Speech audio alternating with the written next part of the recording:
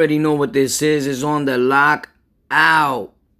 I wanted to make this video audio real brief because everyone knows what's going on with my computer effed up, so I haven't been able to do like visuals and all that, but we're gonna get to that real soon, working on that. But with all that being said, I was just doing a lot of thinking, man, lately, and thinking about the times when I was locked up and I was on the island and I was in the state penitentiary, and how I kept going back to back, getting locked up like nothing, like used to that type of life. And up to today, there's times I find myself like, wow, man, it's hard out here when you're so accustomed and used to being incarcerated, right? And it's kind of easy because you adapt to your environment and you become that. And it's like, your warpath, and it's like a big, I don't know, like you get this big ego, machismo thing. Everybody's bigging you up. It's like you almost have everything in there, right? Because they feeding you even though the food is nasty, like the nastiest thing in the world. But you got commissary and you live, right? And we all know that when you get to the state penitentiary, the food gets a whole lot better, right? Never saying that it's good for anyone. We all know that jail and prison is for no one, but keep in mind that it accepts everyone. At all times, them doors are open for you. But with that being said, man, I think about that, right? And I always had hopes and dreams because I knew that, you have to do something. Something has to change, right? You have to come up with something. You have to want better for yourself, because if nothing changes, right? So I say all that to say that I never really remembered my dreams, like when I fall asleep and dream. But I know that I envision things in my head, right? And from time to time, I did remember the dreams. It wasn't like I never remembered, but it's rare, right? But I had a vision, I had a dream still within me that I wanted to do better for myself, that I wanted to be somebody besides a dude that was going in and out of prison, jail institutions, gangs, running the street, indulging in all illegal activities, drugs, money, thievery, bribery, conniving, sleazy, no good bum, right? So this kid hits me yesterday, and this is what he sends. And if you get the time, read it, right? It's a young kid. And then it reminded me that, you're doing something right. It's not all bad, because at times we beat ourselves, or should I say I beat myself. Like, are they hearing me? Or are they hearing me? Right? Because I always say, if I could reach one person, then I'm good. If I die, I feel like, you know what? I didn't die a full piece of crap. Like, someone out there could say, you helped change my life. And that makes me feel good. So when he texted me, he sent me that message, it just reminded me on why I started to do this in the first place. Because it helps me, sure. But the most important and the most reward, like the biggest reward of it all, money, nothing could replace the feeling of a young kid, right? And we're talking about young. That I didn't even want to put his age. I didn't know if I should accept his DM. I'm like, could you get in trouble? Like, he's a young kid, right? Like, I wanted to answer him back, but I'm so afraid now with all these things online going on that I'm like, maybe I shouldn't, right? But shout out to you, man, Fly Guy Nick. And I hope you continue to do the right things in life and you keep choosing the right path. You know why? And it touched me deeply that this kid told me, yo, when I come home from school, I watch all your videos. Keep doing positive for the younger kids that are listening to you. And wow, that really touched me, right? Because from Rikers Island to upstate prison, again, gangs never glorifying, in comas, super near death a few times, being in Rikers Island when all our wars broken out a few times, saying, am I gonna make it home? But still in all, when them cells cracked and it was on the lockout, you gotta put on this mask of, boom, what's up? I'm Warpath. And the reality of it is that we all just trying to make it home. But you have to do what you gotta do to survive in the meantime. Because you're thrown into an environment that you have to become that or you get eaten, right? So we come back out here, and at times I came back out here with the same mentality. And at times I fall back to that same trap. In these last few weeks, I started playing the streets a little more. War. And you guys know, I told you guys, I was in hell, but I'm back. Because there's nothing out there in the streets. And if you listening to this and you have dreams and hopes of doing podcasts, doing content, doing something for YouTube, for yourself, posting on the YouTube community, starting your family here on YouTube, on any platform. But let's try to keep it on the YouTube platform because we know how they get down about that. So we got to clean that up real quick. So with that being said, when I say YouTube saved my life, I know I played a big part in it. And I'm playing a big part in it, right? Because I slip, I start hanging out, then I'm like, oh. What you doing, War? What you doing, War? You can't do that. There's people that are looking up to you. There's kids that are watching you. There's grown-ups that tell me you helped change my life, Warpath.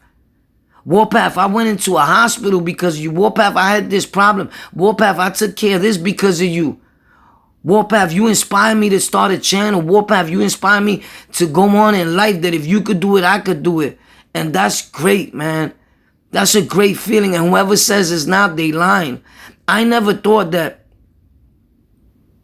I would actually care about what other people think about me as far as me being a good dude or not.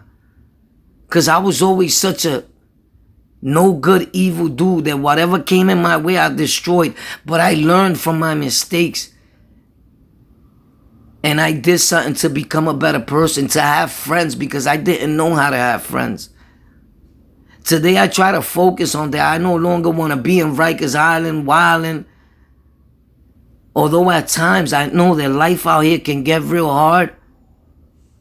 I think about people that are never coming home. And that could have been me, with all the things I was doing, running around Rikers Island and upstate, doing the dumbest of things.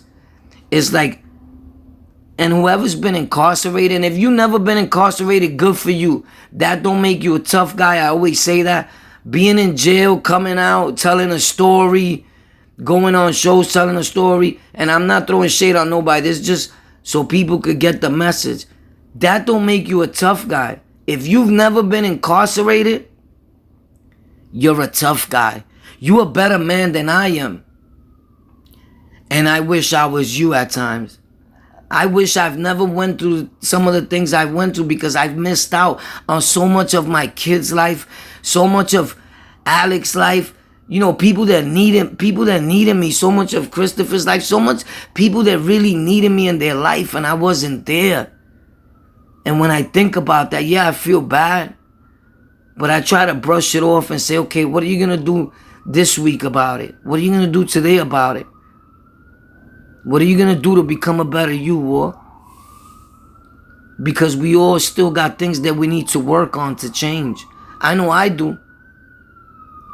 So Rikers Island, state prison, institutions, programs, all these things that I went through in life, right? Most of my whole life gone in jail. Bid after bid, bid after bid. Program after program. Because if you catch a drug case in New York, they were giving dudes programs like pancakes. Like, hey, you want a program? Here. So there was times I took advantage of those opportunities. In order to finish that, to come home and do the same thing, the same day at times, hours later, because the negative reservation was already there. I never changed, because while I was at Rikers Island, while I was upstate, while I was in Mid-State, while I was in any prison, the act, me, I still took me. I was still doing the same things. I never worked on myself while I was there, because it's so hard to work on yourself while you're there. And people could say I read books, I self-educate myself, this and that, good. That's all fine and dandy. But remember, if you banging and if you gang, you have to focus on that. So if you never been incarcerated, if you ever do your best to stay away, stay sucker free. With that being said, I want to touch back on the fly guy Nick, right? The young man that DM'd me. This is why I always say this is not a gang channel, which is facts. It's not. That's not what I'm promoting here. Never. Sure, we touch on certain subjects here and there, very brief, and then we keep it moving. Some people that comment gang questions or whatever may be, you can tell that you don't even see your comment there, because I don't approve it. And that's a fact, because there's kids that's reading. They find a way to get into the tube and read comments and pick up on things, right? That's like this thing. It's not new to me, because I've been hearing it and been saying it also. But this new thing, everybody's like, oh, you food. There's people using the word food that just found out what it meant and think it's cool. So they go to school like, you're food. Do you know there's people that really bang, that eat, shit, and breathe gang all day, and they hear you saying food or talking codes like that, they'd be like, yo, you gang? And you be like, no. And they will rip you, beat you up, do all types of things. So be aware what you do, because you're spitting codes. And people may laugh, or people may be like, oh, it seems cute because a little kid saying it or whatever. Nah, there's people that don't take that lightly. They'll be like, if you're not gang, don't say that. Don't talk like that. Because they find it offensive that you're using their code or their lingo, however it may be.